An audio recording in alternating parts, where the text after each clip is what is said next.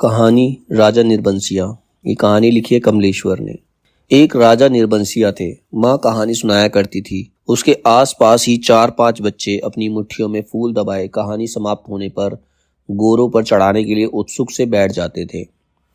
आटे का सुंदर सा चौक पूरा होता। उसी चौक पर मिट्टी की 6 गोरे रखी जाती, जिसमें से ऊपर वाली के बिंदिया और सिंदूर लगता। बाकी 5 नीचे दबी पूजा ग्रहण करती रहती। एक और दीपक की बाती स्थिर सी जलती रहती और मंगल घट रखा रहता, जिस पर रोली की साथिया बनाया जाता। सभी बच्चों के मुख पर फूल चढ़ाने की उतावली की जगह कहानी सुनने की सहज स्थिरता उभर आती। एक राजा निर्बंसिया थे। माँ सुनाया करती थी। उनके राज में बड़ी खुशहाली थी। सब वर्ण के लोग अपना अपना काम काज देखते थे, सभी अपना अपना कार्य करते थे। कोई दुखी दिखाई नहीं पड़ता था।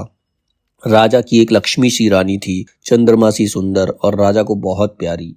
राजा राजकाज देखते और सुख से रानी के साथ महल में रहते। मेरे सामने मेरे ख्यालों का राजा था, राजा जगपति। तब जगपति से मेरी दांत काटी दोस्ती थी। दोनों मिडिल स्कूल में पढ़ने जाते, दोनों एक से घर के थे, इसीलिए बराबरी की निपटी थी। मैं मैट्रिक पास करके एक स्कूल में नौकर हो गया और जगपति कस्बे के ही वकील के यहाँ मुहर्रिर हो गया। जिस साल जगपति मुहर्रिर हुआ उसी वर्ष पास के गांव में उसकी शादी हुई, पर ऐसी हुई कि लोगों ने तमाशा बना देना चाहा। लड़की वालों का कुछ विश्वास था कि शादी के बाद लड़की की विदा नहीं होगी, ब्याह हो जाएगा और 7वीं भंवर तब पड़ेगी जब पहली विदा की शायद होगी और तभी लड़की अपने ससुराल जाएगी। जगपति की पत्नी थोड़ी बहुत पढ़ी लिखी थी, पर घर की लीक को कौन मेटे, मतलब जो पीढ़ियां से चला आ रहा है, जो परंपरा चली आ रही है, उसे कौन तोड़े। बारात बिना बहू के वापस आ गई और लड़के वालों ने तय कर लिया कि अब जगपति की शादी कहीं और कर दी जाएगी, चाहे कानी लूली से हो, पर वह लड़की अब घर में नहीं आएगी। लेकिन साल खत्म होते होते सब ठीक ठाक हो गया। लड़की वालों ने माफी मांग ली और जगपति की पत्नी अपनी ससुराल आ गई। जगपति को जैसे सब कुछ मिल गया और सास ने बहू की बलैयां लेकर घर की सब चाबियां सौंप दी। गृहस्थी का ढंग बार समझा दिया।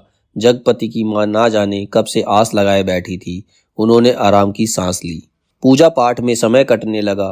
दोपहरियां दूसरे घरों के आंगन में बीतने लगी, पर सांस का रोग था उन्हें। सो एक दिन उन्होंने अपनी अंतिम घड़ियां गिनते हुए चंदा को पास बुलाकर समझाया था, बेटा, जगपति बड़े लाड़ प्यार का पला है। जब से तुम्हारे ससुर नहीं रहे तब से इसके छोटे छोटे हट को पूरा करती रही। अब तुम ध्यान रखना। फिर रुक कर उन्होंने कहा था, जगपति किसी लायक हुआ है तो रिश्तेदारों की आंखों में करकने लगा है। तुम्हारे बाप ने ब्याह के वक्त नादानी की जो तुम्हें विदा नहीं किया। मेरे दुश्मन देवर जेठों को मौका मिल गया तो मार खड़ा कर दिया कि अब विदा करवाना नाक कटवाना है। जगपति का ब्याह क्या हुआ, उन लोगों की छाती पर सांप लौट गया। सोचा घर की इज्जत रखने की आड़ लेकर रंग में भंग कर दे। अब बेटा इस घर की लाज तुम्हारी लाज है। आज को तुम्हारे ससुर होते तो भला। कहते कहते माँ की आंखों में आंसू आ गए और वे जगपति की देखभाल उसे सौंप कर सदा के लिए मौन हो गई थी। एक अरमान उनके साथ ही चला गया कि जगपति की संतान हो। 4 बरस इंतजार करने के बाद भी वे गोद में ना खिला पाई और चंदा ने मन में सब्र कर लिया था, यही सोचकर कि कुल देवता का अंश तो उसे जीवन भर पूजने को मिल गया था। घर में चारों तरफ उसे उदारता बिखरी रहती, अपनापन बरसता रहता। उसे लगता जैसे घर की अंधेरी एकांत कोठरियों में यह शांत शीतलता है जो उसे भरमा लेती है। घर की सब कुंडियों की खनक उसके कानों में बस गई थी। हर दरवाजे की चरमराहट पहचान गई थी। एक रोज राजा आखेट को गए। माँ सुनाती थी, राजा आखेट को जाते थे शिकार के लिए तो 7वें रोज जरूर महल लौट कर आते थे, पर उस दफा जब गए तो 7वां दिन निकल गया पर राजा नहीं लौटे। रानी को बड़ी चिंता हुई। रानी एक मंत्री को साथ लेकर खोज में निकली और इसी बीच जगपति को रिश्तेदारी की एक शादी में जाना पड़ा। उसके दूर रिश्ते के भाई दयाराम की शादी थी। कह गया था कि 10वें दिन जरूर वापस आ जाएगा, पर 6ठे दिन ही खबर मिली। बारात घर लौटने पर दयाराम के घर पर डाका पड़ गया। किसी मुखबिर ने सारी खबरें पहुंचा दी थी कि लड़की वालों ने दयाराम का घर सोने चांदी से पाट दिया है। आखिर पुश्तैनी जमींदार की इकलौती लड़की थी। घर आए मेहमान लगभग विदा हो चुके थे। दूसरे रोज जगपति भी चलने वाला था, पर उसी रात डाका पड़ा। जवान आदमी भला खून मानता है। डाके वाले ने जब बंदूकें चलाई तो सबकी घिग्गी बंद गई, पर जगपति और दयाराम ने छाती ठोक कर लाठियां उठा ली। घर में कोहराम मच गया। फिर सन्नाटा छा गया। डाके वाले बराबर गोलियां दाग रहे थे। बाहर का दरवाजा टूट चुका था, पर जगपति ने हिम्मत बढ़ाते हुए हांक लगाई, ये हवाई बंदूकें ना ठेल पिलाई लाठियों का मुकाबला नहीं कर पाएंगी जवानों। पर दरवाजे तड़-तड़ टूटते रहे और अंत में एक गोली जगपति की जांघ को पार करती हुई निकल गई। दूसरी उसकी जांघ के ऊपर कूले में समा कर रह गई। चंदा रोती कलपती मनोतियां मनाती जब वहां पहुंची तो जगपति अस्पताल में था। दयाराम के थोड़ी चोट आई थी, उसे अस्पताल से छुट्टी मिल गई थी। जगपति की देखभाल के लिए वही अस्पताल में मरीजों के रिश्तेदारों के लिए जो कोठरियां बनी थी, उसी में चंदा को रुकना पड़ा। कस्बे के अस्पताल से दयाराम का गांव 4 कोस पड़ता था। दूसरे तीसरे वहां से आदमी आते जाते रहते, जिस सामान की जरूरत होती पहुंचा जाते। पर धीरे धीरे उन लोगों ने भी खबर लेना छोड़ दिया। एक दिन में ठीक होने वाला घाव तो था नहीं, जांघ की हड्डी चटक गई थी और कूले में ऑपरेशन से 6 इंच गहरा घाव था। कस्बे का अस्पताल था, कंपाउंडर ही मरीजों की देखभाल रखते। बड़ा डॉक्टर तो नाम के लिए था या कस्बे के बड़े आदमियों के लिए। छोटे लोगों के लिए तो कंपाउंडर साहब ही ईश्वर के अवतार थे। मरीजों की देखभाल करने वाले रिश्तेदारों की खाने पीने की मुश्किलों से लेकर मरीज की नब्ज तक संभालते थे। छोटी सी इमारत में अस्पताल आबाद था। रोगियों को सिर्फ 6-7 खाटें थी। मरीजों के कमरे से लगा दवा बनाने का कमरा था। उसी में एक आराम कुर्सी थी और नीची सी मेज। उसी कुर्सी पर बड़ा डॉक्टर आकर कभी कभार बैठता था, नहीं तो बच्चन सिंह कंपाउंडर ही जमे रहते। अस्पताल में या तो फौजदारी के शहीद आते या गिरा गिरा के हाथ पैर तोड़ लेने वाले एक आध लोग। छठे छवां से कोई औरत दिख गई तो दिख गई, जैसे उन्हें कभी रोग घेरता ही नहीं था। कभी कोई बीमार पड़ती तो घर वाले हाल बताकर 8-10 रोज की दवा एक साथ ले जाते और फिर उनके जीने मरने की खबर तक ना मिलती। उस दिन बच्चन सिंह जगपति के घाव की पट्टी बदलने आया तो उसके आने में और पट्टी खोलने में कुछ ऐसी लापरवाही थी जैसे गलत बधी पगड़ी को ठीक से बांधने के लिए खोल रहा हो। चंदा उसकी कुर्सी के पास ही सांस रोके खड़ी थी। वह और रोगियों से बातें करता जा रहा था। इधर मिनट भर को देखता, फिर जैसे अभ्यस्त से उसके हाथ अपना काम करने लगते। पट्टी एक जगह खून से चिपक गई थी। जगपति पूरी तरह करहा उठा। चंदा के मुंह से चीख निकल गई। बच्चन सिंह ने सतर्क होकर देखा तो चंदा मुख में धोती का पल्ला खोसे अपनी बेहातुर आवाज दबाने की चेष्टा कर रही थी। जगपति एक बारगी मछली सा तड़प कर रह गया। बच्चन सिंह की उंगलियां थोड़ी सी थरथराई, फिर उसकी बाह पर टप से चंदा का आंसू चू पड़ा। बच्चन सिंह सिहर सा गया और उसके हाथों की अभ्यस्त निठुराई को जैसे किसी मानवीय कोमलता ने धीरे से छू दिया। आहों खराहों दर्द भरी चीखों और चटकते शरीर के जिस वातावरण में रहते हुए बिल्कुल अलग सा रहता था। फोड़ों को पके आम सा दबा देता था, खाल को आलू सा छील देता था। उसके मन में जिस दर्द का एहसास उठ गया था वह उसे आज फिर हुआ और बच्चे की तरह फूक फूक कर पट्टी को नम करके खोलने लगा। चंदा की ओर धीरे से निगाह उठाकर देखते हुए फुसफुसाया, रोगी की हिम्मत टूट जाती है ऐसे। पर जैसे यह कहते कहते उसका मन खुद अपनी बात से उचट गया और यह बेपरवाही तो चीख और कराव की एक रास्ता से उसे मिली थी, रोगी की हिम्मत बढ़ाने की करते हुए निष्ठा से नहीं। जब तक वह गांव की मरहम पट्टी करता रहा तब तक किन्हीं 2 आंखों की करुणा उसे घेरे रही और हाथ धोते समय वह चंदा की उन चूड़ियों से भरी कलाइयों को बेझिझक देखता रहा जो अपनी खुशी उससे मांग रही थी। चंदा पानी डालती जा रही थी और बच्चन सिंह हाथ धोते धोते उसकी कलाइयों, हथेलियों और पैरों को देखता जा रहा था। दवा खाने की ओर जाते हुए उसने चंदा के हाथ के इशारे से बुलाकर कहा, दिल छोटा मत करना, जांग का घाव तो 10 रोग में बढ़ जाएगा, कूले का घाव कुछ दिन जरूर लेगा।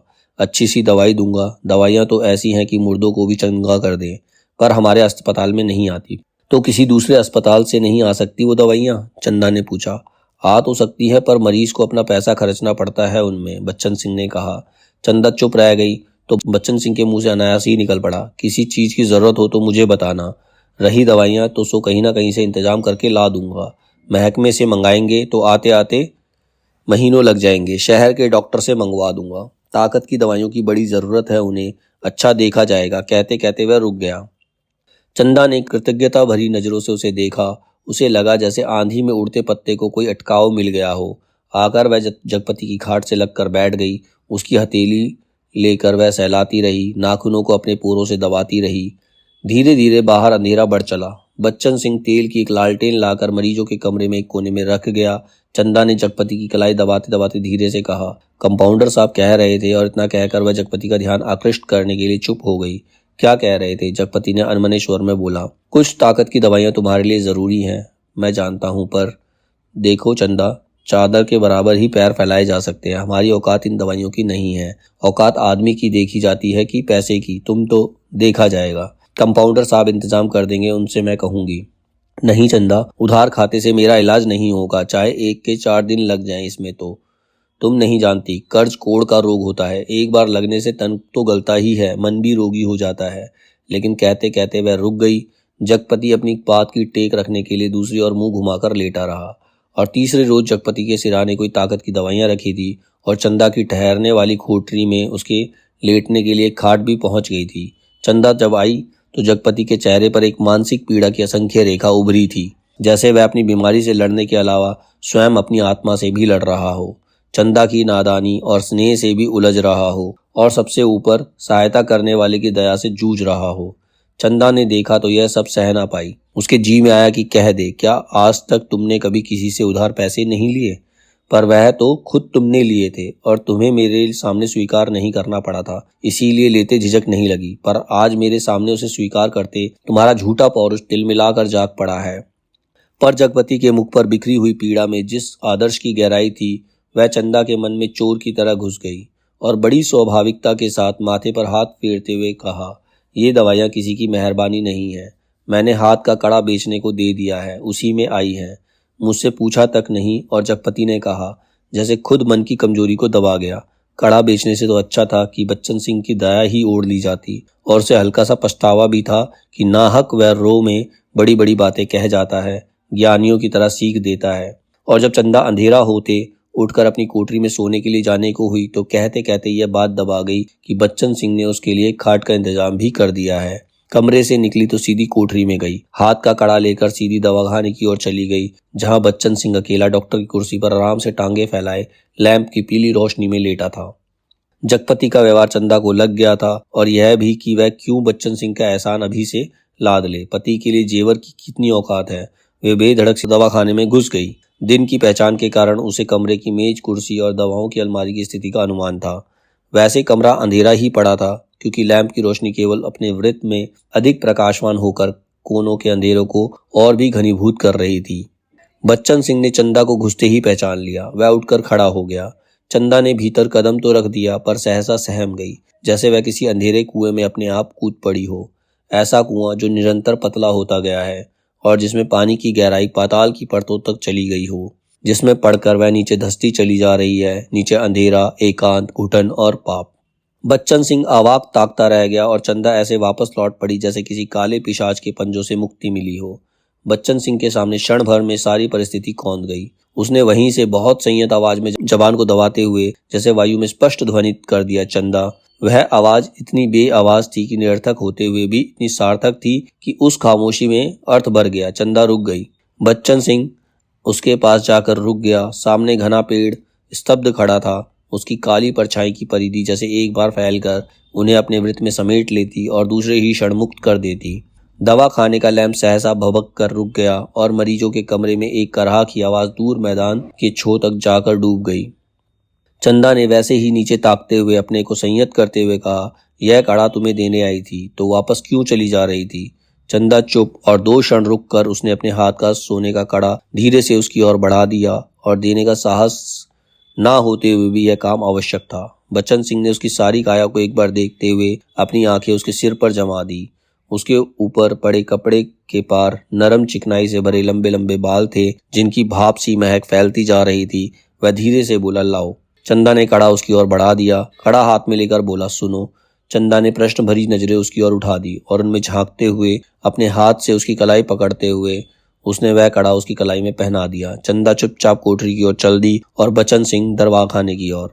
कालिख पूरी तरह बढ़ गई थी और सामने खड़े पेड़ की काली परछाई गहरी पड़ गई थी। दोनों लौट गए थे, पर जैसे उस कालिख में कुछ रह गया था, छूट गया था।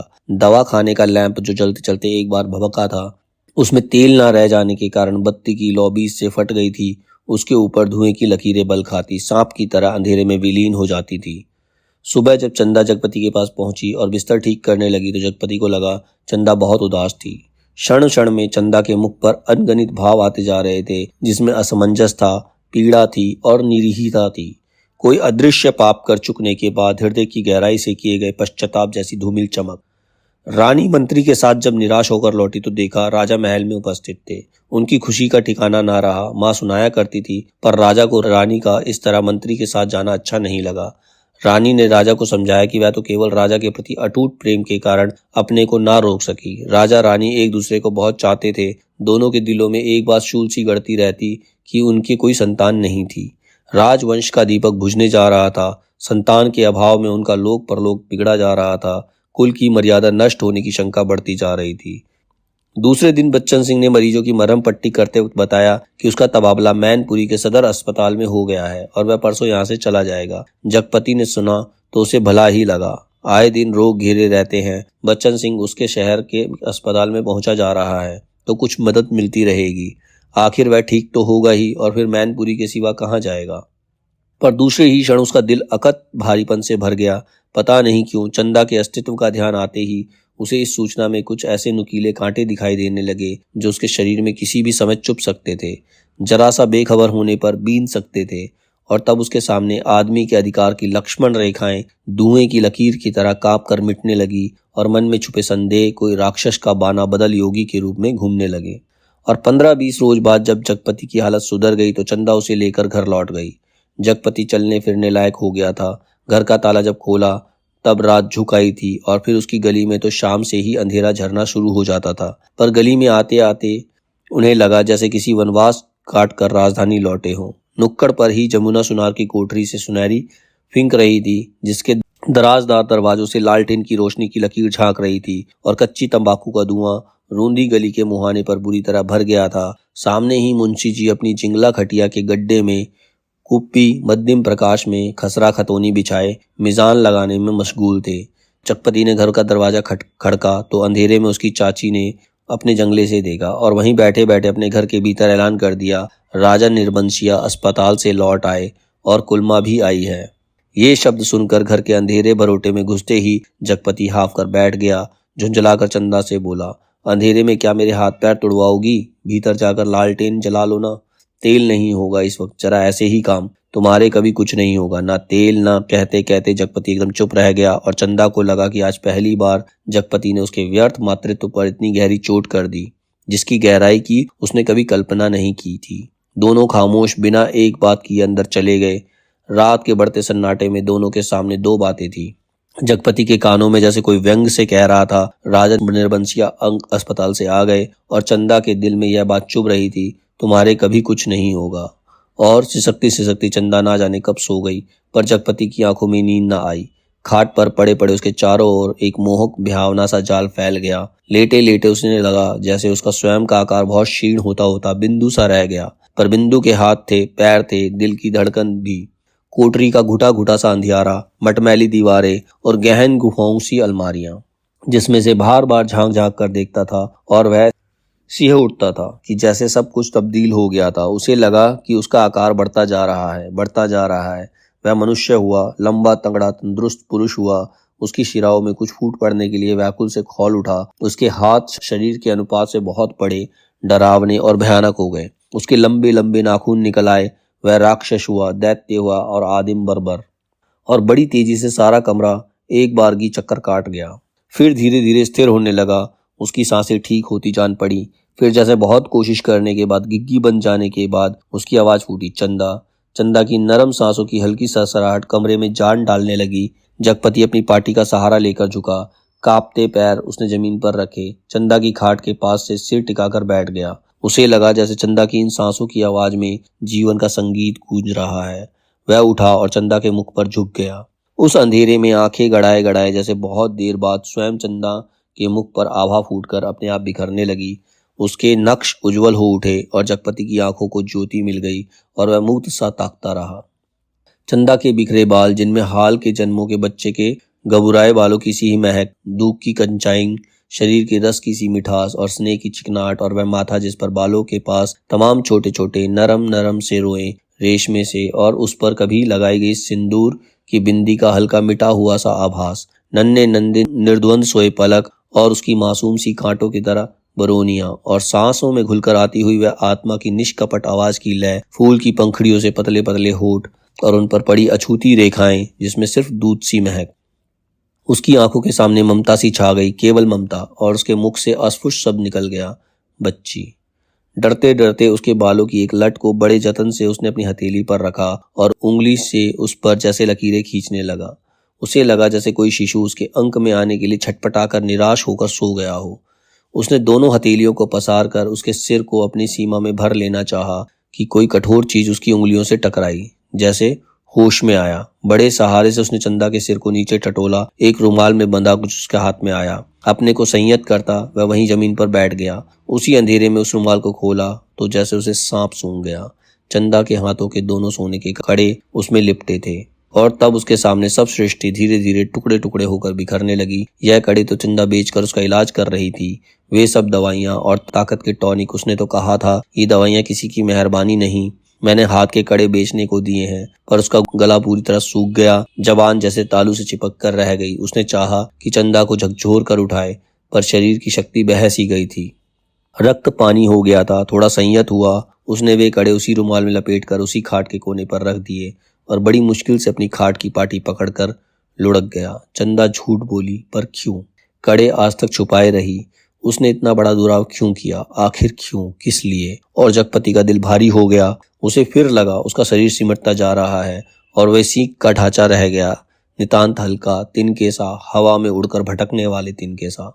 उस रात के बाद रोज जगपति सोचता रहा कि चंदा ने कड़ मांग कर बेच ले और कोई छोटा मोटा कारोबार ही शुरू कर दे, क्योंकि नौकरी छूट चुकी थी। इतने दिन की गैर हाजिरी के बाद वकील साहब ने दूसरा मुहर्रिर रख लिया था। वह रोज यही सोचता, पर चंदा सामने आती तो ना जाने कैसी असहाय सी उसकी अवस्था हो जाती। उसे लगता जैसे कड़े मांगकर वह चंदा से पत्नीत्व का पद भी छीन लेगा। मातृत्व तो भगवान ने छीन ही लिया। वह सोचता आखिर चंदा क्या रह जाएगी। एक स्त्री से यदि पत्नीत्व और मातृत्व छीन लिया गया तो उसके जीवन की सार्थकता ही क्या? चंदा के साथ वह अन्याय कैसे करे? उसे दूसरी आंख की रोशनी कैसे मांग ले? फिर तो वह नितांत अंधी हो जाएगी और उन कड़ों को मांगने के पीछे जिस इतिहास की आत्मा नंगी हो जाएगी, कैसे वह उस लज्जा को स्वयं ही उधार कर ढांपेगा। और वह उन्हीं ख्यालों में डूबा। सुबह से शाम तक इधर उधर काम की टो में घूमता रहा। किसी से उधार ले ले, पर किस संपत्ति पर? क्या है उसके पास जिसके आधार पर कोई उसे कुछ देगा? और मोहल्ले के लोग जो एक एक पाई पर जान देते हैं, कोई चीज खरीदते वक्त भाव में एक पैसा कम मिलने पर मीलों पैदल जाकर एक पैसा बचाते हैं। एक एक पैसे की मसाले की पुड़िया बंधवाकर 11 मर्तबा पैसों का हिसाब जोड़कर एक आध पैसा उधार कर मिन्नतें करते सौदा घर लाते हैं। गली में कोई खोचे वाला फंस गया तो 2 पैसे की चीज को लड़ झगड़ कर 4 दाने ज्यादा पाने की नीयत के से 2 जगह बंधवाते हैं। भाव के जरा से फर्क पर घंटों बहस करते हैं। शाम को सड़ी गली तरकारियों को किफायत के कारण लाते हैं। ऐसे लोगों से किस मुंह से मांग कर वह उनकी गरीबी के एहसास पर ठोकर लगाए? पर उस दिन शाम को जब वह घर पहुंचा तो बरोठे में एक साइकिल रखी नजर आई। दिमाग पर बहुत जोर डालने के बाद भी वह आगंतुक की कल्पना न कर पाया। भीतर वाले दरवाजे पर जब पहुंचा तो सहसा हंसी की आवाज सुनकर ठिठक गया। उस हंसी में एक अजीब सा उन्माद था। और उसके बाद चंदा का स्वर, अब आते ही होंगे, बैठिए ना 2 मिनट और अपनी आंख से देख लीजिए। उन्हें समझाते जाइए कि अभी तंदुरुस्ती इस लायक नहीं जो दिन भर घूमना बर्दाश्त कर सके। हाँ भाई, कमजोरी इतनी जल्दी नहीं मिट सकती। ख्याल नहीं करेंगे तो नुकसान उठाएंगे। कोई पुरुष स्वर था यह। जगपति असमंजस में पड़ गया। वह एकदम भीतर घुस गए। इसमें क्या हर्ज है? पर जब उसने पैर उठाए तो वह बाहर जा रहे थे। बाहर बरोटे में साइकिल को पकड़ते ही सूझ आई। वहीं से जैसे अनजान बनता बड़े प्रयत्न से आवाज को खोलता चिल्लाया, अरे चंदा, ये साइकिल किसकी है? कौन मेहरबान? चंदा उसकी आवाज सुनकर कमरे से बाहर निकलकर जैसे खुशखबरी सुना रही थी। अपने कंपाउंडर साहब आए हैं, खोजते खोजते घर का पता पाए हैं, तुम्हारे इंतजार में बैठे हैं। कौन? बच्चन सिंह? अच्छा अच्छा, वही तो मैं कहूँ, भला कौन? कहता जगपति पास पहुंचा और बातों में इस तरह उलझ गया जैसे सारी परिस्थिति उसने स्वीकार कर ली हो। बच्चन सिंह जब फिर आने की बात कहकर चला गया तो चंदा ने बहुत अपनेपन से जगपति के सामने बात शुरू की। जाने कैसे कैसे आदमी होते हैं। क्यों, क्या हुआ? कैसे हैं आदमी? जगपति ने पूछा। इतनी छोटी जान पहचान में तुम मर्दों के घर में ना रहते घुसकर बैठ सकते हो? तुम तो उल्टे पैर लौट जाओगे। चंदा कहकर जगपति के मुख पर कुछ इच्छित प्रतिक्रिया देख सकने के लिए गहरी निगाहों से ताकने लगी। जगपति ने चंदा की ओर ऐसे देखा जैसे वह बात कहने की या पूछने की, फिर बोला, बच्चन सिंह अपनी तरह का आदमी है, अपनी तरह का अकेला होगा। पर कहते कहते चंदा रुक गई। आड़े वक्त काम आने वाला आदमी है, लेकिन उससे फायदा उठा सकना जितना आसान है उतना मेरा मतलब है कि जिससे कुछ लिया जाए उसे दिया भी जाएगा। जगपति ने आंखें दीवार पर गड़ाते हुए और कहा, और चंदा उठकर चली गई। उस दिन के बाद बच्चन सिंह लगभग रोज ही आने जाने लगा। जगपति उसके साथ इधर उधर घूमता भी रहता। बच्चन सिंह के साथ वह जब तक रहता, अजीब सी घुटन उसके दिल को बांध लेती और तभी जीवन की तमाम विषमताएं भी उसकी निगाहों के सामने उभरने लगती। आखिर वह स्वयं एक आदमी है बेकार। यह माना कि उसके सामने पेट पालने की कोई इतनी विकराल समस्या नहीं। वह भूखों नहीं मर रहा, जाड़े में कांप नहीं रहा, पर उसके 2 हाथ पैर है, शरीर का पिंजरा है जो कुछ मांगता है कुछ। और वह सोचता यह क्या कुछ है? सुख? शायद हाँ, शायद नहीं। वह तो दुख में भी जी सकने का आदी है, अभाव में जीवित रह सकने वाला आश्चर्यजनक कीड़ा है। तो फिर वासना? शायद हाँ, शायद नहीं। चंदा का शरीर लेकर उसने उस क्षणिकता को भी देखा। तो फिर धन? शायद हाँ, शायद नहीं। उसने धन के लिए अपने को खपाया है, पर वह भी तो उस अदृश्य प्यास को बुझा नहीं पाया। तो फिर क्या? वह कुछ क्या है जो उसकी आत्मा को नासूर की तरह रिश्ता रहता है, अपना उपचार मांगता है? शायद काम। हाँ, यही, बिल्कुल यही, जो उसके जीवन में घड़ियों को निपट सूना ना छोड़े, जिसमें वह अपनी शक्ति लगा सके, अपना मन डुबो सके, अपने को सार्थक अनुभव कर सके। चाहे उसमें सुख हो या दुख, आरक्षा हो या सुरक्षा, शोषण हो या पोषण, उसे सिर्फ काम चाहिए, करने के लिए कुछ चाहिए। यही तो उसकी प्रकृत आवश्यकता है, पहली और आखिरी मांग है, क्योंकि वह घर में नहीं पैदा हुआ जहाँ सिर्फ जबान हिलाकर शासन करने वाले होते हैं। वह उस घर में भी नहीं पैदा हुआ जहाँ सिर्फ मांग कर जीने वाले होते हैं। वह उस घर का है जो सिर्फ काम करना जानता है, काम ही जिसकी आस है। सिर्फ वह काम चाहता है, काम। और एक दिन उसकी काम धाम की समस्या भी हल हो गई। तालाब वाले ऊंचे मैदान के दक्षिण और जगपति की लकड़ी की टाल खुल गई। बोर तक टंग गया। टाल की जमीन पर लक्ष्मी पूजन भी हो गया और हवन भी। लकड़ी को कोई कमी नहीं थी। गांव में आने वाली गाड़ियों को इस कारोबार में पैरे हुए आदमियों की मदद से मोल तोल करवा कर वहां गिरवा दिया गया। गांठें एक और रखी गई। चेलों का चट्टा करीने लगा। गुर्रे चीरने के लिए डाल दिए गए। 2-3 गाड़ियों का सौदा करके टाल चालू कर दी गई। भविष्य में स्वयं पेड़ खरीदकर काटने का तय किया गया। बड़ी बड़ी स्कीमें बनी। किस तरह जलाने की लकड़ी को बढ़ाते बढ़ाते एक दिन इमारती लकड़ी की कोठी बनेगी, चीरने की नई मशीन लगेगी। कारोबार बढ़ जाने पर बच्चन सिंह भी नौकरी छोड़कर उसी में लग जाएगा और उसने महसूस किया कि वह काम में लग गया है। अब 24 घंटे उसके सामने काम है, उसके समय का उपयोग है। दिन भर में वह 1 घंटे के लिए किसी का मित्र हो सकता है, कुछ देर के लिए पति हो सकता है, पर बाकी समय, दिन और रात के बाकी घंटे, उन घंटों के अभाव को सिर्फ उसका अपना काम ही भर सकता है। और अब वह कामदार है। वह कामदार तो था, लेकिन जब टाल की उस ऊंची जमीन पर पड़े छप्पर के नीचे तख्त पर वह गल्ला रखकर बैठता, सामने लगे लकड़ियों के ढेर, कटे हुए पेड़ों के तने, जड़ों का लुढ़कता हुआ देखता, तो एक निहरता बरबस उसके दिल को बांधने लगती। उसे लगता एक व्यर्थ पिशाच का शरीर टुकड़े टुकड़े करके उसके सामने डाल दिया गया है। फिर इस पर कुल्हाड़ी चलेगी और इनके रेशे रेशे अलग हो जाएंगे। इन सभी ठडरियों को सुखाकर किसी पैसे वाले के हाथ तक पर तोल कर बेच दिया जाएगा। और तब उसकी निगाहें सामने खड़े ताड़ पर अटक जाती, जिसमें बड़े बड़े पत्तों का सुर्ख गर्दन वाले गिद्ध पर फड़फड़ाकर देर तक खामोश बैठे रहते। ताड़ का काला गडरेदार तना और उसके सामने ठहरी हुई वायु में निस्सहाय कांपती भारहीन नीम की पत्तियां, चकराती झड़ती रहती धूल भरी धरती पर लकड़ी के गाड़ियों के पहियों की पड़ी हुई लीक धुंधली सी चमक उठती और बगल वाले मूंगफली के पेच की एक रस खरखराती आवाज कानों में भरने लगती। बगल वाली कच्ची पगडंडी से कोई गुजर कर टीले के ढलान से तालाब की निचाई से उतर जाता। जितने गंदले पानी में कूड़ा तैरता रहता और सूअर कीचड़ में मुंह डालकर उस कूड़े को रौंदते।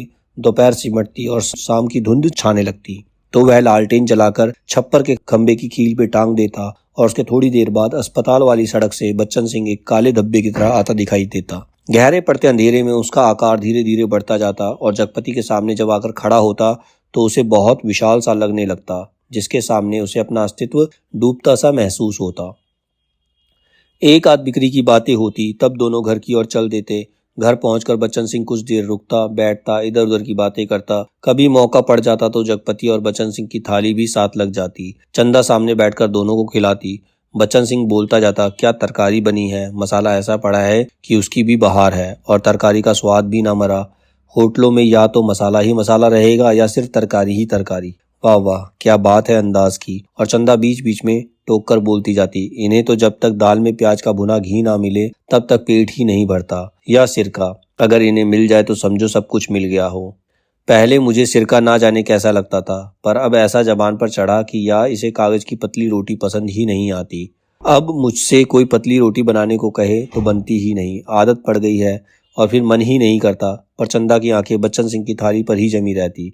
रोटी निपटी तो रोटी परोस दी, दाल खत्म नहीं हुई तो बीच में एक चमचा और परोस दी, और जगपति सिर झुकाए खाता रहता।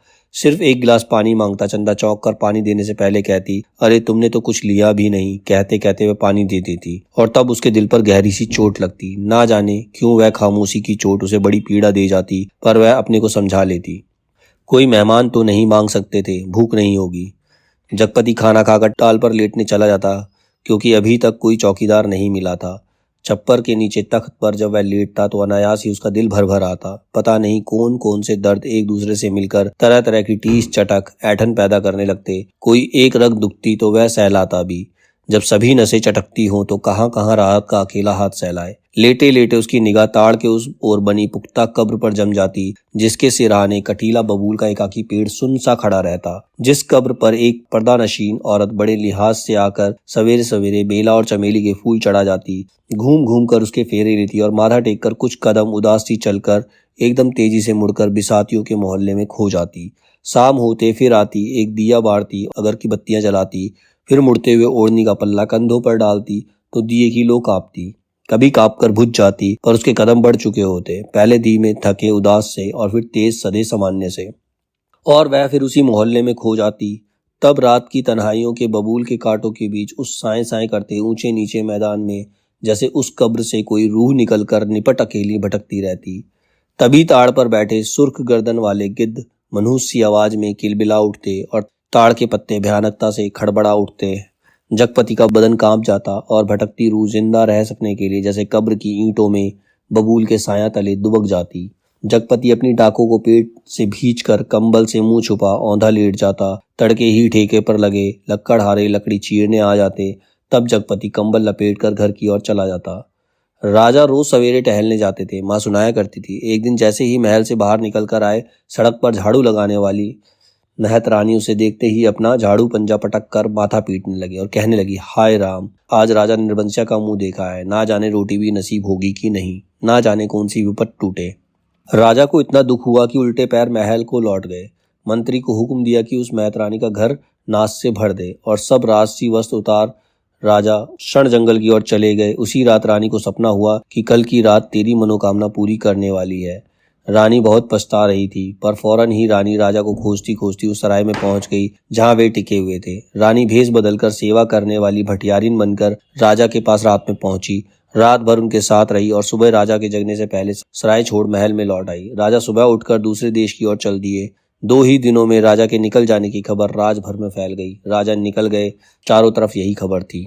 और उस दिन टोले मोहल्ले के हर आंगन में बरसात की मेघ की तरह यह खबर बसकर फैल गई कि चंदा के बाल बच्चा होने वाला है।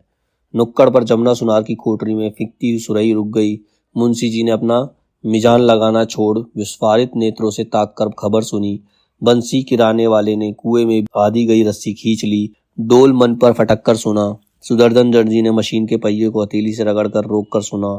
हंसराज पंजाबी ने अपनी नील लगी मलगुजी कमीज की आस्तीनें चढ़ाते हुए सुना। और जगपति की बेवा चाची ने औरतों के जमघट में बड़े विश्वास और भेद भरे स्वर में सुनाया, आज 6 साल हो गए शादी को, ना बाल ना बच्चा, ना जाने किसका पाप है उसके पेट में और किसका होगा सिवाय उस मुस्टंडे कंपाउंडर के।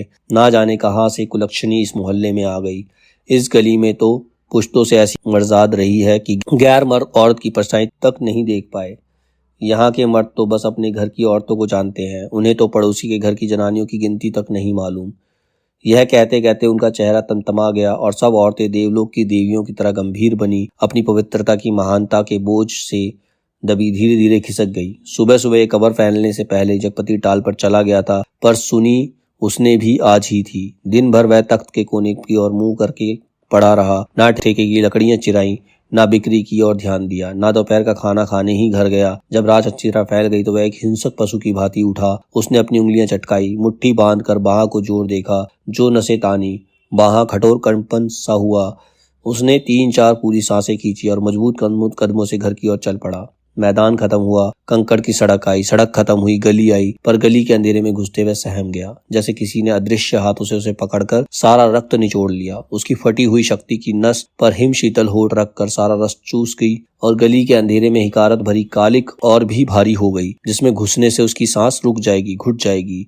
वह पीछे मुड़ा पर रुक गया फिर कुछ संयत होकर वह चोरों की तरह निशब्द कदमों से किसी तरह घर की भीतरी देरी तक पहुंच गया। दाईं ओर की रसोई वाली दहलीज में कुप्पी टिमटिमा रही थी। चंदा अस्त व्यस्त सी दीवार से सिर टेके शायद आसमान निहारते निहारते सो गई थी। कुप्पी का प्रकाश उसके आधे चेहरे को उजागर किए था। आधा चेहरा गहन कालीमा में डूबा अदृश्य था। वह खामोशी से खड़ा ताकता रहा। चंदा के चेहरे पर नारित्व की प्रौढ़ता आज उसे दिखाई दी। चेहरे की सारी कमनीयता ना जाने कहाँ खो गई थी। उसका अछूतापन ना जाने कहाँ लुप्त हो गया था। फूला फूला मुख जैसे टहनी से तोड़े फूल को पानी में डालकर ताजा किया गया हो, जिसकी पंखुड़ियों में टूटन की सुरमई रेखाएं पड़ गई हों, पर भीगने से भारीपन आ गया हो। उसे खुले पैर और उसकी निगाह पड़ी तो सूजा सा लगा, एड़िया भरी सूजी सी और नाखूनों के आस अजब सा सूखापन। जगपति का दिल एक बार ममोस उठा। उसने चाहा कि बढ़कर उसे उठा ले, अपने हाथों से उसका पूरा शरीर छूकर सारा कलुष पोंछ दे, उसे अपनी सांसों की अग्नि में तपाकर एक बार फिर पवित्र कर ले और उसकी आंखों की गहराई में झांक कर कहे, देवलोक से किस शापवश निर्वासित हो तुम इधर आ गई चंदा। यह शाप तो अमिट था। तभी चंदा ने हड़बड़ाकर आंखें खोली। जगपति को सामने देख उसे लगा कि वह एकदम नंगी हो गई है। अतिशय लज्जित हो उसने अपने पैर समेट लिए, घुटनों से धोती नीचे सरकाई और बहुत संयत सी उठकर रसोई के अंधेरे में खो गई। जगपति एकदम हताश हो वहीं कमरे में देहरी पर चौखट से सिर टिकाकर बैठ गया। नजर कमरे में गई, लगा कि पराये स्वर यहाँ गूंज रहे हैं, जिसमें चंदा का भी एक है। एक तरफ घर के हर कोने से अंधेरा सैलाब की तरह बढ़ता आ रहा था। एक अजीब निस्तब्धता, असमंजस गति, पर पथ भ्रष्ट शक्लें, पर आकारहीन। खाना खा लेते, चंदा का स्वर कानों में पड़ा। वह अनजाने ऐसे उठ बैठा जैसे तैयार बैठा हो। उसकी बात की आज तक उसने ऐसी अवज्ञा ना की थी। खाने तो बैठ गया पर कोर नीचे नहीं सरक रहा था। तभी चंदा ने बड़े सधे शब्दों में कहा, कल मैं गांव जाना चाहती हूँ। जैसे वह सूचना से परिचित था। बोला, अच्छा। चंदा फिर बोली, मैंने बहुत पहले घर चिट्ठी डाल दी थी, भैया कल लेने आ रहे हैं। तो ठीक है। जगपति वैसे ही डूबा डूबा बोला। चंदा का बांध टूट गया और वही घुटनों में मुंह दबाकर कातर सी फफक फफक कर रो पड़ी। ना उठ सकी ना हिल सकी। जगपति क्षण भर को विचलित हुआ, पर जैसे जम जाने के लिए उसके होठ फड़के। क्रोध के ज्वालामुखी को जबरन दबाते हुए वह भी फूट पड़ा। यह सब मुझे क्या दिखा रही है, बेशरम बेगैरत। उस वक्त नहीं सोचा जब मेरी लाश तले। तब तब की बात झूठ है। सिसकियों के बीच चंदा का स्वर फूटा, लेकिन जब तुमने मुझे बेच दिया। एक भरपूर हाथ चंदा की कनपट्टी पर आग सुलगता पड़ा और जगपति अपनी हथेली दूसरी से दबाता खाना छोड़ कोठरी में घुस गया और रात भर कुंडी चढ़ाए कालिक में घुटता रहा। दूसरे दिन चंदा घर छोड़कर अपने गांव चली गई। जगपति पूरा दिन रात टाल पर ही काट देता, उसी बिराने में, तालाब के बगल, कब्र, बबूल और ताड़ के पड़ोस में। पर मन मुर्दा हो गया था। जबरदस्ती वह अपने को वहीं रोके रहता। उसका दिल होता कहीं निकल जाए, पर ऐसी कमजोरी उसके तन और मन को खोखला कर गई थी। चाहने पर भी वह ना जा पाता। हिकारत भरी नजरें सहता, पर वहीं पड़ा रहता। काफी दिनों बाद जब नहीं रहा गया तो एक दिन जगपति घर पर ताला लगा नजदीक के गांव में लकड़ी काटने चला गया। उसे लग रहा था कि अब वह पंगु हो गया है, बिल्कुल लंगड़ा, एक रेंगता कीड़ा जिससे ना आंख है, ना कान, ना मन, ना इच्छा। वह उस बाग में पहुंच गया जहां खरीदे पेड़ कटने थे। दो आरे वालों ने पतले पेड़ के तने को आरा रखा और कर कर आवाज शोर शुरू हो गया। दूसरे पेड़ पर बनने और सकूरे की कुल्हाड़ी बज उठी और गांव से दूर उस बाग में एक लयपूर्ण शोर शुरू हो गया। जड़ पर कुल्हाड़ी पड़ती तो पूरा पेड़ थर्रा जाता। करीब के खेत की मेड़ पर बैठे जगपति का शरीर भी जैसे कांप कांप उठता। चंदा ने कहा था, लेकिन जब तुमने बेच दिया। क्या वह ठीक कहती थी? बच्चन सिंह ने टाल के लिए जो रुपए दिए थे उसका ब्याज इधर चुकता हुआ। क्या सिर्फ वही रुपए आग बन गए जिनकी आंच में उसकी सहनशीलता, विश्वास और आदर्श मोम से पिघल गए? सकूरे बाग से लगे डड़े पर से किसी की आवाज लगाई। शकूरे ने कुल्हाड़ी रोककर वहीं से हाक लगाई, कोने के खेत से लीक बनी है, जरा मेड़ मारकर रंगा ला गाड़ी। जगपति का ध्यान भंग हुआ। उसने मुड़कर डड़े पर आंखें गड़ाई। दो भैंसा गाड़ियां लकड़ी भरने के लिए आ पहुंची थी। शकूरे ने जगपति के पास आकर कहा, एक गाड़ी का भुर्त तो हो गया, बल्कि डेढ़ का। अब एक पतरिया पेड़ को ना छाड़ दे। जगपति ने उस पेड़ की ओर देखा जिसे काटने के लिए शकूरे ने इशारा किया था। पेड़ की शाख हरी पत्तियों से भरी थी। वह बोला, अरे यह तो हरा है, अभी इसे छोड़ दो। हरा होने से क्या, उखड़ तो गया है, ना फूल का ना फल का। अब कौन इसमें फल फूल आएंगे? 4 दिन में पत्ती झुरा जाएगी। सकूरे ने पेड़ की ओर देखते हुए उस्तादी अंदाज से कहा, जैसा ठीक समझो। जगपति ने कहा और उठकर मेड़ पके कुएं पर पानी पीने चला गया। दोपहर ढलते गाड़ियां भरकर तैयार हुई और शहर की ओर रवाना हो गई। जगपति को उनके साथ आना पड़ा। गाड़ियां लकड़ी की लदी शहर की ओर चली जा रही थी। जगपति गर्दन झुकाए कच्ची सड़क की धूल में डूबा। भारी कदमों से धीरे धीरे उन्हीं की बजती घंटियों के साथ निर्जीव सा बढ़ता जा रहा था। कई बरस बाद राजा परदेश से बहुत सा धन कमाकर गाड़ी में लाद कर अपने देश की ओर लौटे। माँ सुनाया करती थी, राजा की गाड़ी का पहिया महल से कुछ दूर पतेल की झाड़ी में उलझ गया। हर तरह की कोशिश की पर पहिया ना निकला। तब एक पंडित ने बताया कि सकट के दिन का जन्मा बालक अगर अपने घर की सुपारी लाकर इसमें छुआ दे तो पहिया निकल जाएगा। कि वही दो बालक खेल रहे थे। उन्होंने ये सुना तो कूद कर पहुंचे। कहने लगे कि हमारी पैदाइश सकट की है, पर सुपारी तब लाएंगे जब तुम आधा धन देने का वादा करो। राजा ने बात मान ली। बालक दौड़े दौड़े घर आए, सुपारी लाकर छुआ दी, फिर घर का रास्ता बताते बताते आगे चले। आखिर गाड़ी महल के सामने उन्होंने रोक ली। राजा को बड़ा अचरज हुआ कि हमारे ही महल के ये दो बालक कहाँ से आए। भीतर पहुंचे तो रानी खुशी से बेहाल हो गई, पर राजा ने उन बालकों के बारे में पूछा तो रानी ने कहा ये दोनों बालक उन्हीं के राजकुमार हैं। राजा को विश्वास नहीं हुआ। रानी बहुत दुखी हुई। गाड़ियां जब टाल पर आकर लगी तो जगपति तख्त पर हाथ पैर ढीले करके बैठ गया। तो पगडंडी से गुजरते हुए मुंशी जी ने उनके पास आकर बताया, अभी उस दिन वसूली में तुम्हारे ससुराल के नजदीकी गांव में जाना हुआ तो पता लगा कि 15-20 दिन हुए चंदा के लड़का हुआ है। और फिर जैसे मोहल्ले में सुनी सुनाई बातों पर पर्दा डालते हुए बोले, भगवान के राज में देर है अंधेर नहीं जगपति भैया। जगपति ने सुना तो उसने गहरी नजरों से मुंशी जी को ताका, पर वह उसे तीर का निशाना ठीक ठीक नहीं खोज पाया। पर सब कुछ सहन करते हुए बोला, देर और अंधेर दोनों है।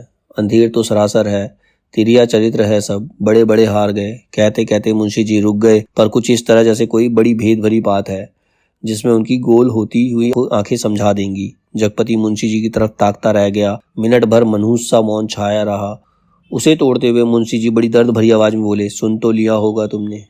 क्या क्या कहने को जगपति कह गया, पर उसे लगा कि अभी मुंशी जी उस गांव में फैली बातों को ही बड़ी बेदर्दी से कह डालेंगे और उसने नाहक पूछा। तभी मुंशी जी ने उसकी नाक के पास मुंह ले जाते हुए कहा, चंदा दूसरे के घर बैठ रही है, कोई मधुसूदन है वहीं का, पर बच्चा दीवार बन गया है। चाहते तो यही है कि मर जाए तो रास्ता खुले, पर राम जी की मर्जी। सुना है बच्चा रहते वह चंदा को बैठाने को तैयार है।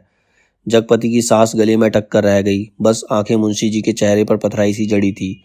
मुंशी जी बोले, अदालत से बच्चा तुम्हें मिल सकता है, अब काहे का शर्म लिहाज। अपना कहकर किस मुंह से मांगू बाबा। हर तरफ तो कर्ज से दबा हूं, तन से, मन से, पैसे से, इज्जत से। किसके बल पर दुनिया संजोने की कोशिश करूं। कहते कहते वह अपने में खो गया। मुंशी जी वहीं बैठ गए। जब रात झुकाई तो जगपति के साथ ही मुंशी जी भी उठे। उसके कंधे पर हाथ रखे हुए उसे गली तक लाए। अपनी कोठरी आने पर पीठ सहलाकर उन्होंने उसे छोड़ दिया। वह गर्दन झुकाए गली के अंधेरे में उन्हीं ख्यालों में डूबा ऐसे चलता आया जैसे कुछ हुआ ही ना हो। पर कुछ ऐसा बोझ था जो ना सोचने देता था ना समझने। जब चाची की बैठक के पास से गुजरने लगा तो सहसा उसके कानों में भनक पड़ी, आ गए सत्यानाशी कुलबोरन। उसने जरा सा नजर उठा के देखा तो गली की चाची भोजैया बैठक में जमा थी और चंदा की चर्चा छिड़ी थी, पर वह चुपचाप निकल गया। इतने दिनों बाद ताला खोला और भरोटे के अंधेरे में कुछ सूझ ना पड़ा तो एकाएक वह रात उसकी आंखों के सामने घूम आई जब वह अस्पताल से चंदा के साथ लौटा। बेवा चाची का जहर बुझ तीर, आ गए राजा निर्वंशी अस्पताल से और आज सत्यानाशी कुलबोरन। और स्वयं का यह वाक्य जो चंदा को छेद गया था, तुम्हारे कभी कुछ ना होगा।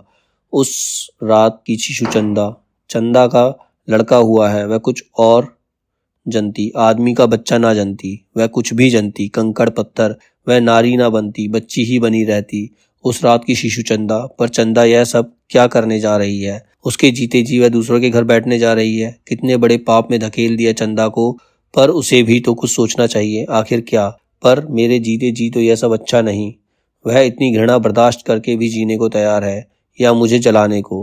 वह मुझे नीच समझती है, कायर। नहीं तो एक बार खबर तो लेती, बच्चा हुआ तो पता लगता। पर नहीं, वह उसका कौन है, कोई भी नहीं। औलाद की तो वह स्नेह की धुरी है जो आदमी औरत के पहियों को साध कर तन के दलदल से पार ले जाती है। नहीं तो हर औरत वैश्य है और हर आदमी वासना का कीड़ा। तो क्या चंदा औरत नहीं रही? वह जरूर औरत थी, पर स्वयं मैंने उसे नरक में डाल दिया। वह बच्चा मेरा कोई नहीं, पर चंदा तो मेरी है। एक बार उसे ले आता, फिर यहाँ रात के मोहक अंधेरे में उसके फूल से अधरों को देखता, निर्द्वंद सोई पलकों को निहारता, सांसों की दूध सी अछूती महक को समेट लेता। आज का अंधेरा घर में तेल भी नहीं जो दिया जला ले, और फिर किसके लिए, कौन जलाए? चंदा के लिए। वह उसे तो बेच दिया था। शिवा चंदा के कौन सी संपत्ति उसके पास थी जिसके आधार पर कोई कर्ज देता? कर्ज ना मिलता तो यह सब कैसे चलता? काम पेड़ कहाँ से कटते? और तब शकूरे के वे शब्द उसके कानों में गूंज गए, हरा होने से क्या, उखड़ तो गया है। वह स्वयं भी तो एक उगता हुआ पेड़ है, ना फल का ना फूल का, सब व्यर्थ ही तो है। जो कुछ सोचा उस पर कभी विश्वास न कर पाया। चंदा को चाहता रहा पर उसके दिल में चाहत न जगा पाया। उसे कहीं से एक पैसा मांगने पर डांटता रहा पर खुद लेता रहा। आज वह दूसरे के घर बैठ रही है, उसे छोड़कर वह अकेला है। हर तरफ बोझ है जिसमें उसकी नस नस कुचली जा रही है, रग रग फट गई है और किसी तरह टटोल टटोल कर भीतर घर में पहुंचा। रानी अपने कुल देवता के मंदिर पहुंची। माँ सुनाया करती थी अपने सतीत्व को सिद्ध करने के लिए उन्होंने घोर तपस्या की। राजा देखते रहे। कुल देवता प्रसन्न हुए। उन्होंने अपनी दैवी शक्ति से दोनों बालकों को तत्काल जन्मे शिशुओं में बदल दिया। रानी की छाती में दूध भर आया और उसमें धार फूट पड़ी जो शिशुओं के मुंह में गिरने लगी। राजा को रानी के सतीत्व का सबूत मिल गया और उन्होंने रानी के चरण पकड़ लिए और कहा कि तुम देवी हो, ये मेरे पुत्र हैं। और उस दिन से राजा ने फिर से राजकाज संभाल लिया। पर उसी रात जगपति अपना सारा कारोबार त्याग अफीम और तेल पीकर मर गया, क्योंकि चंदा के पास कोई दैवी शक्ति नहीं थी। जगपति राजा नहीं, बच्चन सिंह कंपाउंडर का कर्जदार था। राजा ने दो बातें की, माँ सुनाती है। एक तो रानी के नाम उन्होंने बहुत बड़ा मंदिर बनवाया और दूसरे राज के नए सिक्के पर बड़े राजकुमार का नाम गुदवाकर चालू किया, जिससे राज भर में अपने उत्तराधिकारी की खबर हो जाए। जगपति ने मरते वक्त दो पर्चे छोड़े, एक चंदा के नाम, दूसरा कानून के नाम। चंदा को उसने लिखा, चंदा मेरी अंतिम चाह यही है कि तुम बच्चे को लेकर चली आना। अभी एक दो दिन मेरी लाश की दुर्गति होगी, तब तक तुम ना आ सकोगी। चंदा आदमी को पाप नहीं पश्चाताप मारता है। मैं बहुत पहले मर चुका था, बच्चे को लेकर जरूर चली आना। कानून को उसने लिखा था, किसी ने मुझे मारा नहीं है, किसी आदमी ने नहीं। मैं जानता हूँ कि मेरे जहर की पहचान करने के लिए मेरा सीना चीरा जाएगा, उसमें जहर है। मैंने अफीम नहीं रुपए खाए हैं, उन रुपयों में कर्ज का जहर था, उसी ने मुझे मारा है। मेरी लाश तब तक ना जलाई जाए जब तक चंदा बच्चे को लेकर ना जाए। आग बच्चे से दिलवाई जाए बस। माँ जब कहानी समाप्त करती तो आसपास बच्चे जो बैठे होते वो फूल चढ़ाते। मेरी कहानी भी खत्म हो गई। पर